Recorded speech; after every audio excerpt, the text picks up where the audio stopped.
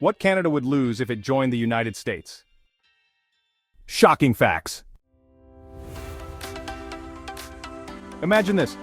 What if Canada suddenly became part of the United States? What would Canadians really lose? Spoiler alert, Canada is way more than just maple syrup and hockey pride. Stick around because what we're about to reveal might shock you. Oh, and don't forget to smash that like button and subscribe. This is one video you won't want to miss. Canada and the US might be neighbors, but they're worlds apart when it comes to how they treat their citizens. Today we're breaking down exactly what Canadians stand to lose if Canada joined the United States. And trust me, the stakes are way higher than you think. Let's start with healthcare, the biggest difference between the two countries. In Canada, healthcare is universal.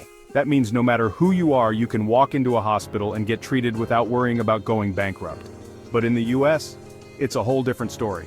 Each year on average, 530,000 American families file for bankruptcy due to medical bills. Yep, you heard that right.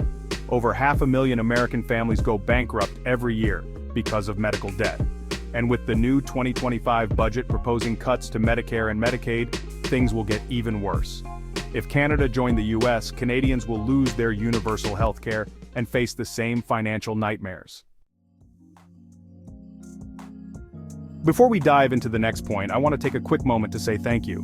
Videos like this take many hours to research, script, and edit. Your support, whether it's a like, a comment, or a subscription, helps keep this channel going and allows us to create more content you love. So, if you're enjoying this video, don't forget to hit that like button and subscribe. It means the world to us. Now, back to the topic at hand. Let's talk about social services, something Canadians deeply value. In Canada, new parents get up to 18 months of paid parental leave. That's time to bond with your baby without worrying about your paycheck. But in the US, only 27% of private sector workers have access to paid family leave. Imagine being forced to go back to work just days after having a baby. That's the reality for millions of Americans. Now let's talk about education. In Canada, tuition at the University of Manitoba is around $5,800 per year for Canadian students. But in the US, even in-state tuition at Nebraska colleges averages $8,664. And if you're aiming for top-tier schools, the gap is even bigger.